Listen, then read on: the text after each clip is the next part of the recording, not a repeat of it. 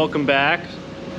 Today we are continuing progress on our rock crawler John Deere.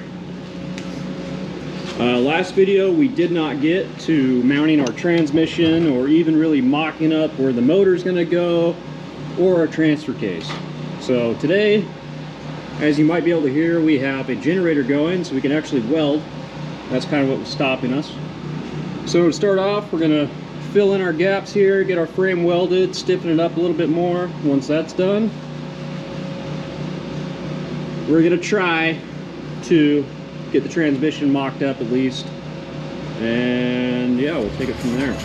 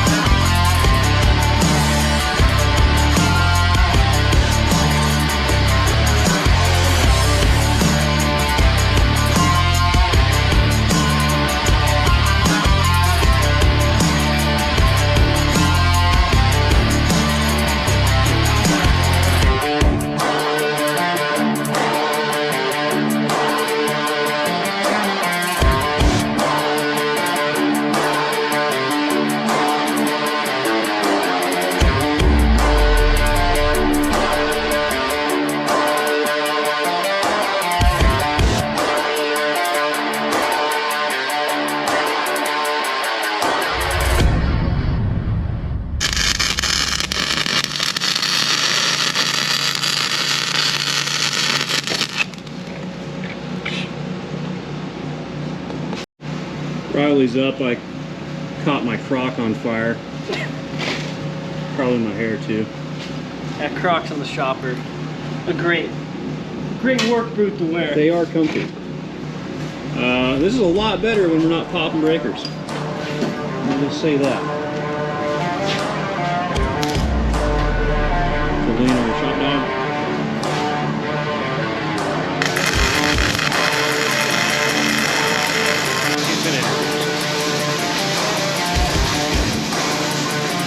Well, Elena's having a good time.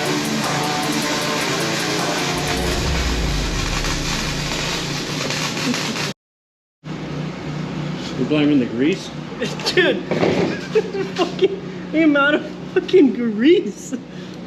Always prep your work area before you start welding to ensure proper penetration into the metal. This is backyard engineering, Mike. It looks good! I look good. I mean, really good. Here. With gloves on. Sorry, the thing stays on. How are we looking, Riley? Well, all I know is this welder needs to cool down after that beat. Golly!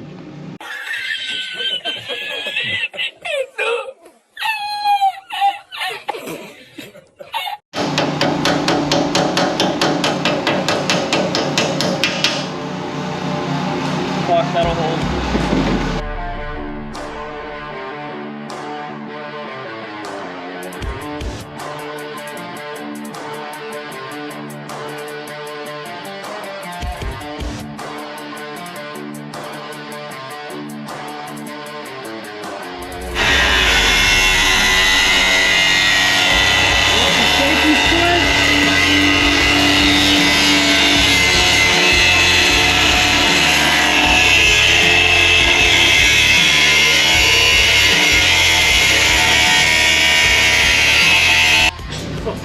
This is how we fix gaps around here. C-clamp. You get it close enough so you can kind of jerry rig it, kind of works. Once you weld that, it'll hold solid.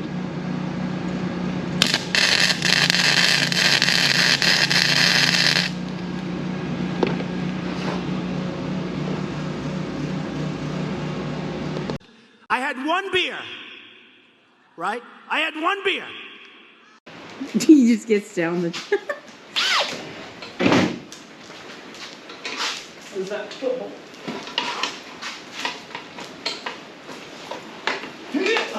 Oh, that fucking hurt me, man.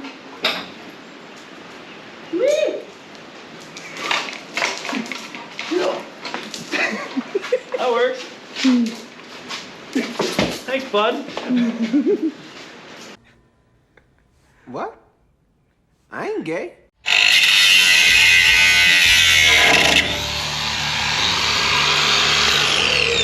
Well, I'm definitely not cutting straight. I'm gonna hand me some safety glasses, actually. What? So I can see what I'm actually doing.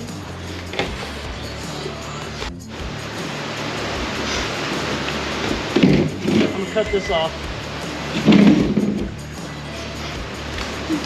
We just cut the center section out. Clear!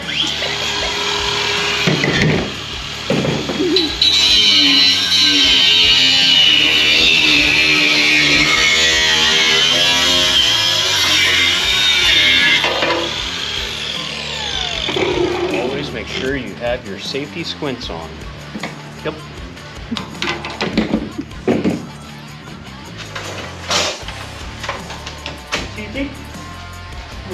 You think there's a seal in this? Yeah, there's a seal in there. Or do you think it's on this casting on this side? I don't know. Well, fuck you. Like, you're supposed to know this old shit. This is from a Jeep. I'm a Ford guy.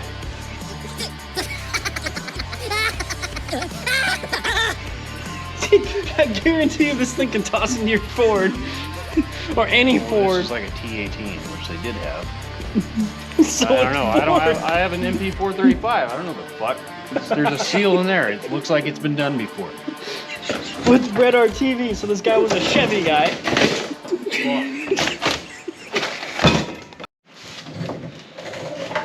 We're now going to mount the transmission and transfer case together, so that way when we put it in to mock it up, we're actually looking at what we're dealing with. If that makes sense. Just to mock up, we're not sealing anything. We're not going to seal it at all, actually. Then we'll have fucking gear oil As long as it's all over the floor. Alright, so we've come to the conclusion. We're trying to mount the transmission and the transfer case together. This is a passenger side drop transfer case. Well, we need a driver's side drop. We tried flipping it, and all these bracketries in the way, hitting the mounting point for the transmission. So our idea is we're going to lop this off. We don't need to shift this from 2 high, 4 high, and 4 low. So we're just going to stick it into 4 low, lop this off, make sure it's still in 4 low, flip it upside down so it won't hit. But all we got is a grinder. The grinder won't go all the way through.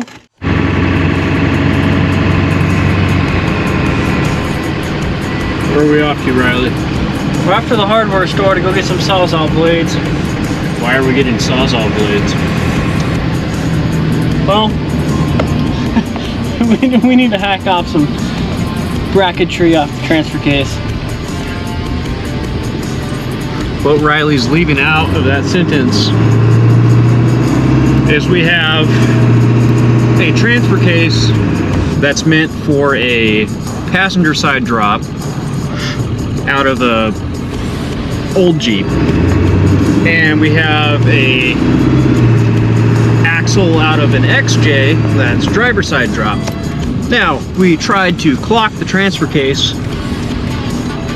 and what we've run into is the linkage to swap the transfer case from 4 high, 4 low, 2 high, neutral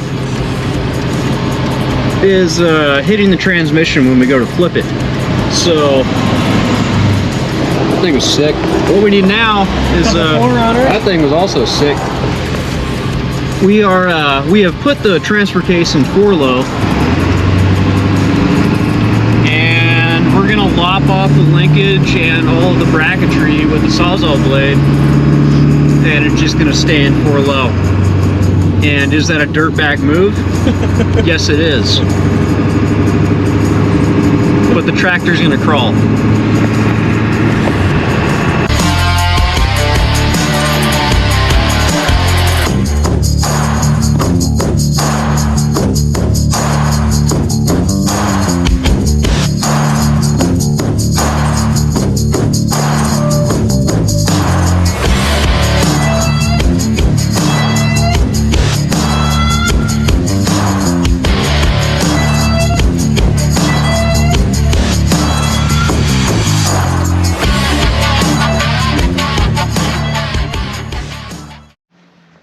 Well, we're back from the hardware store. Picked up some John Deere green spray paint. Spray paint all this. Some Ford blue spray paint for Mike's other lawnmower, and some Sawzall blades. So we're gonna get after it and start fucking cutting this off.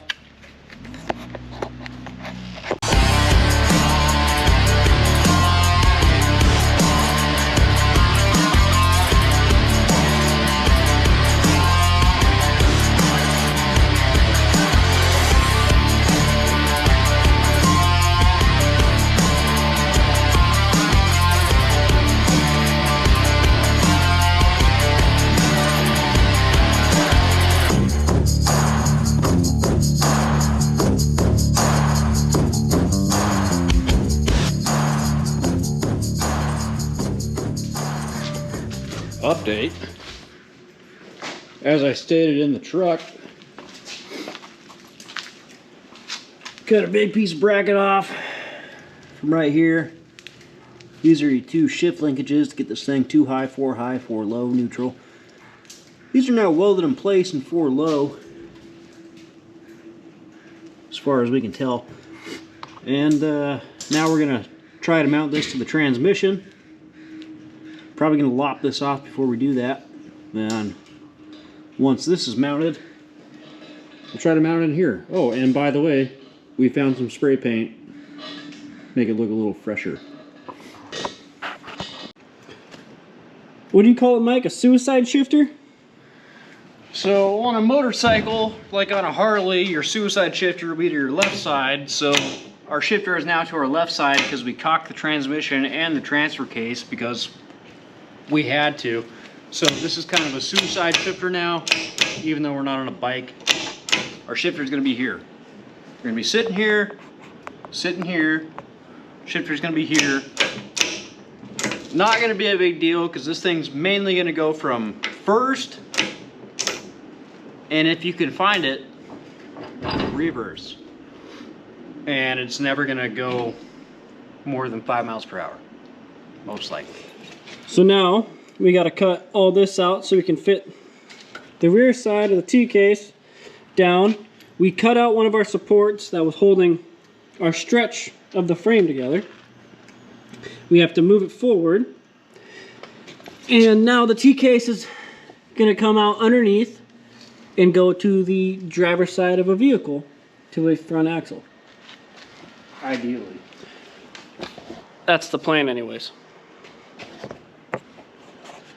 So we're going to get this thing pulled out and start cutting, and we'll update you when something interesting happens. Welcome back for us, mainly. We had to cut the video short for us last week because we were doing nothing but grinding, and that would make a very good video since we did that mostly last video. As you can see, it's still sitting where we left it last Saturday. We are going to now actually try to mount the transmission a little bit. Just to clarify in this video, if we've never clarified, we are 100% aware that this is not the correct way to do this, nor have we claimed this is the correct way to do this. And that's what I wanted to say, but it will work. And if it's not right and it works, then it still works. Okay, so we've got our other base plate for our transmission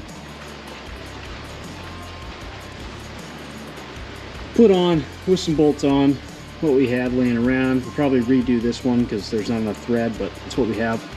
So now Riley is going to mark up a cross piece in a triangulated pattern to go ahead and support the rest of that. And once we get that cut, welded up, we should be able to support this transmission without having this piece in here. I'm still probably going to put this piece, but we'll be supported on this side and the front, and it should be able to hold under its own weight.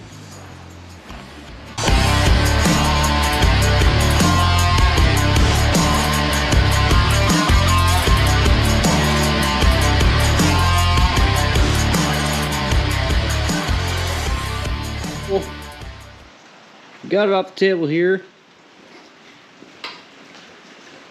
sitting back on the axles, kind of literally just sitting on them. Motor kind of just sitting. Transmission's mounted though, so our motor's gonna have to sit up higher, probably be moved forward a little bit. We'll run this pulley, and then I believe we came up with an 18-inch, 16 or an 18. 16 or an 18-inch pulley. We're gonna have to remeasure once we get everything mounted. But this will be moved forward and up. It's gonna be sticking out of the hood, whatever. But this is our final little overview for the end of our video here. She's definitely bigger than a standard John Deere 110. I did say 112 in the first video. I'm an idiot. Don't know why I said that. I've owned this for a little while. But yeah, there you go.